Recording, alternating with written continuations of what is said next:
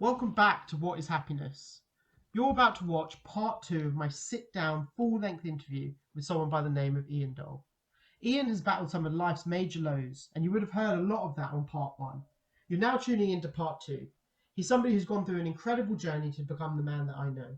Someone who's persevered through such lows to become a successful man with his own business, a motivated and determined person who puts himself through crazy physical challenges, and someone who has found his own definition of happiness. I really hope you enjoy the interview, and if you do, please like, comment, subscribe, hit the follow button, and make sure you catch part 1 if you haven't already.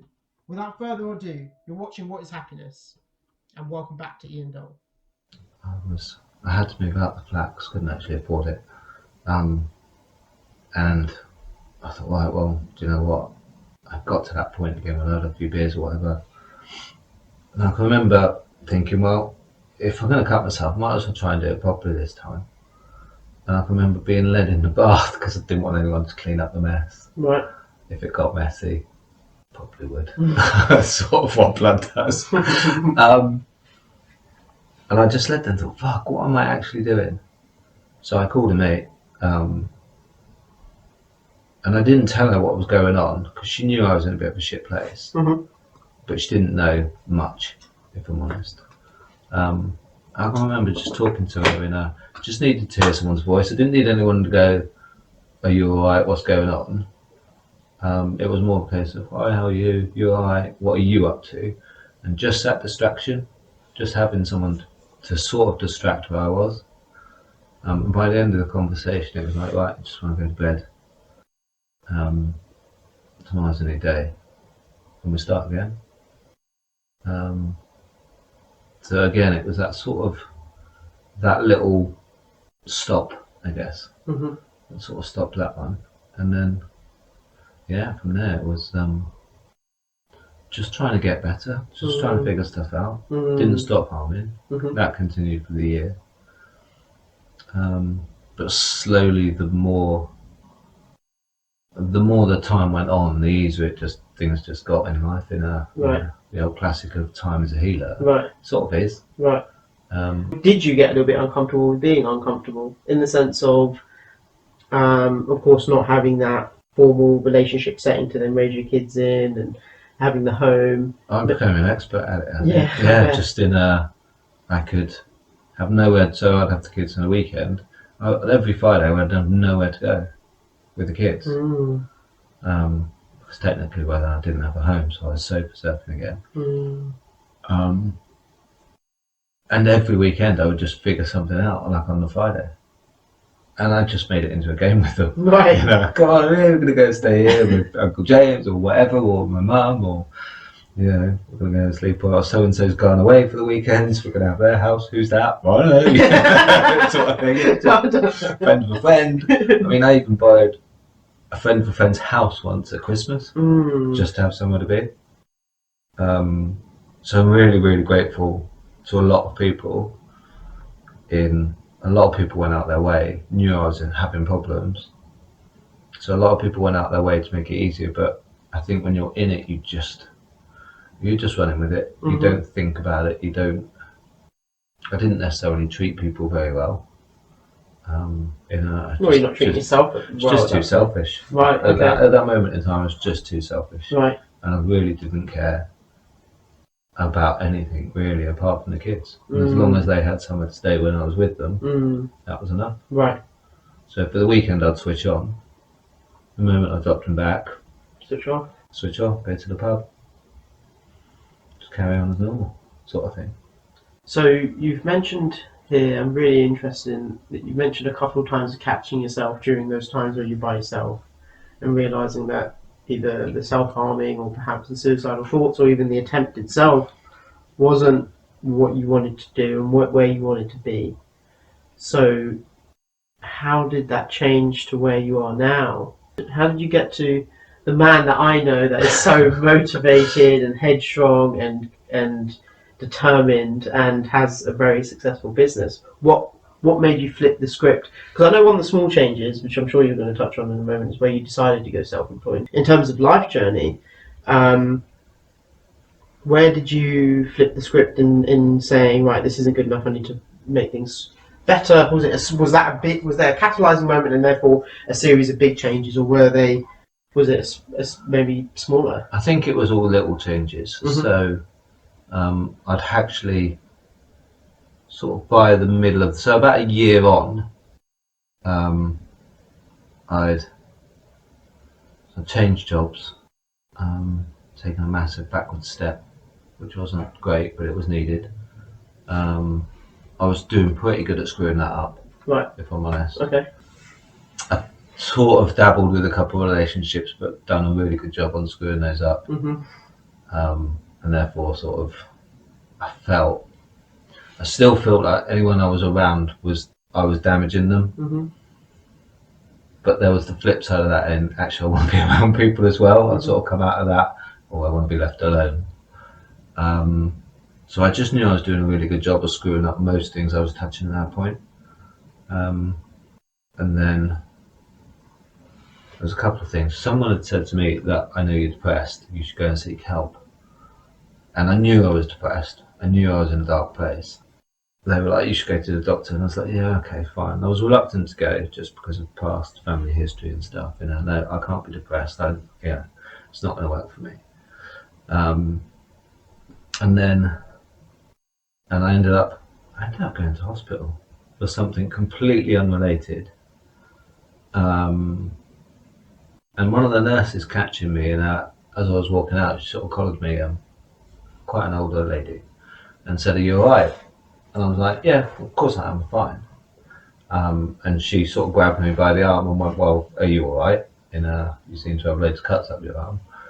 And I just sort of made some excuse about it was work and everything else. And at that point, I walked away and thought, shit, if people are now realising, and okay, I guess it was sort of their job to realise, but if people are realising that I'm not doing a great job of disguising this anymore, and therefore maybe I need to change where I'm going. I'm screwing up.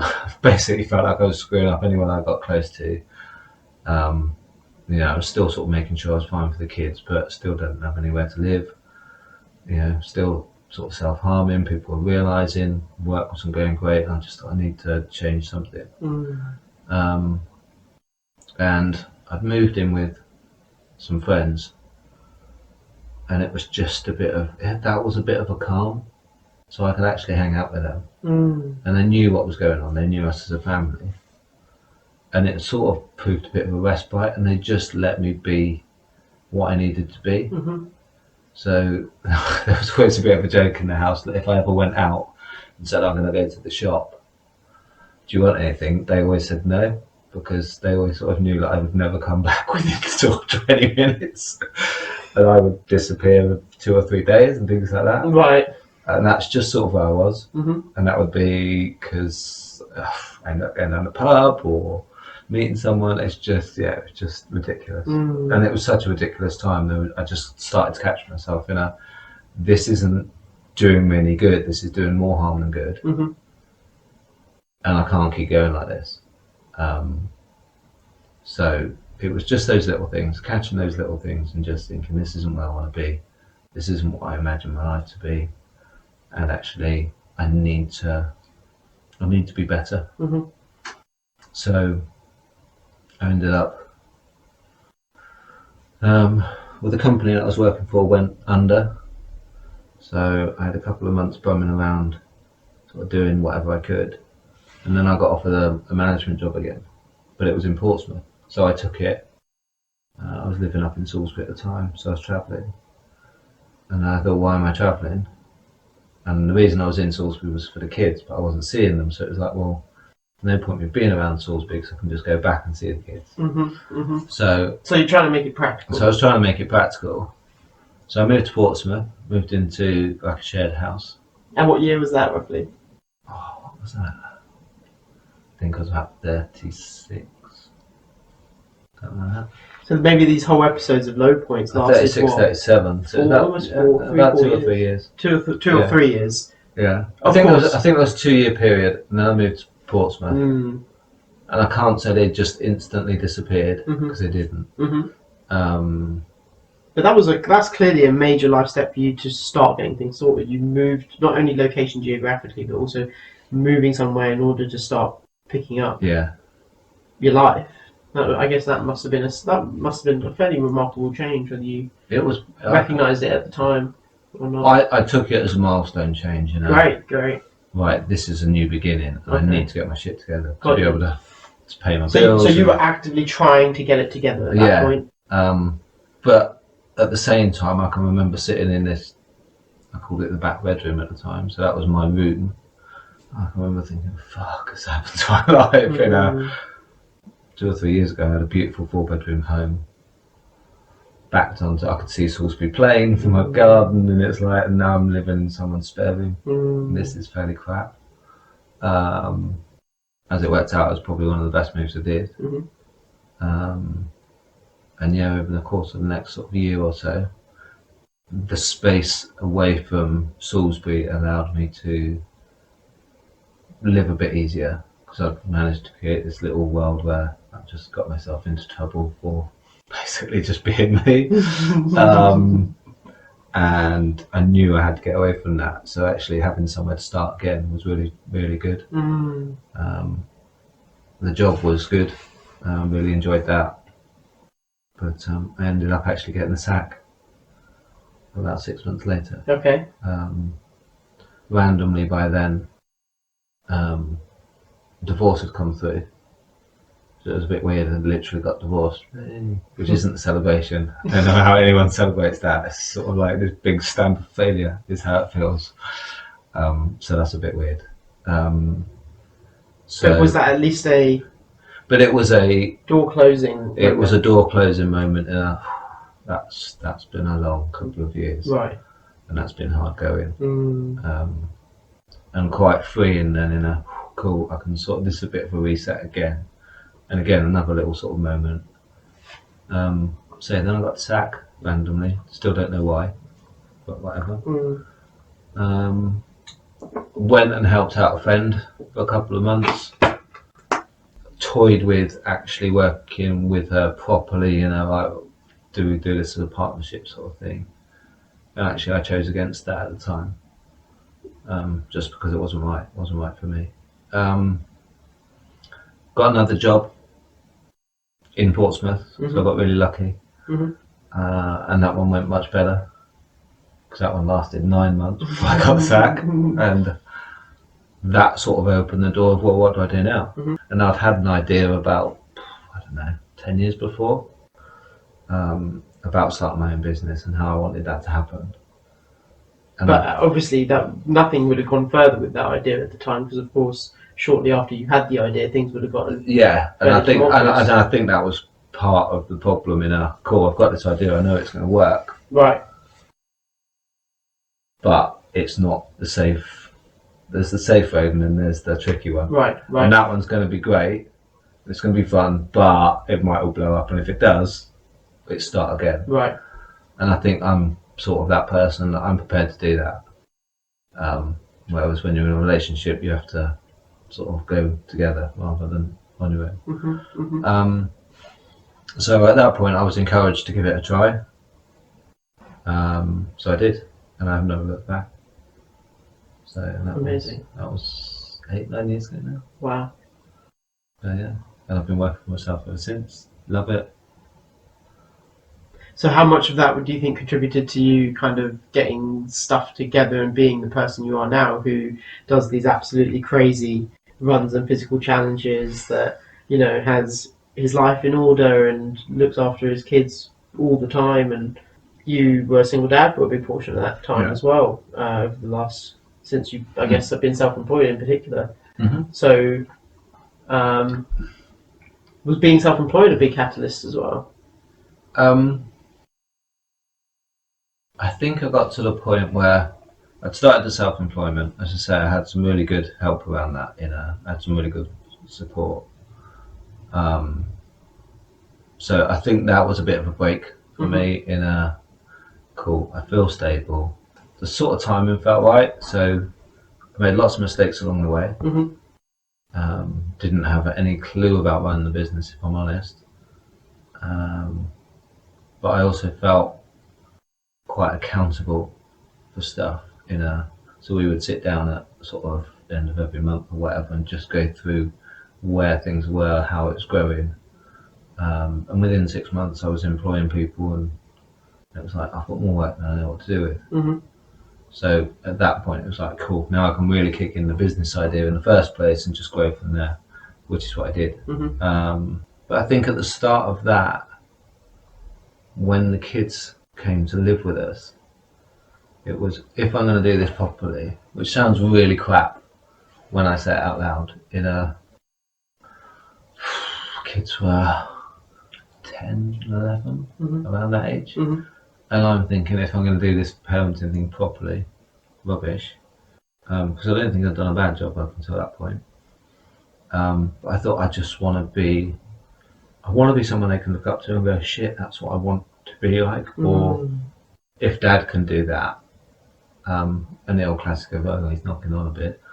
If he can do that, then why can't I? And I wanted to capture that at a young enough age that sort of got ingrained in their brains a bit. The only thing that's stopping you is you. So if you think you can do it and you really want to work with it, you can do it.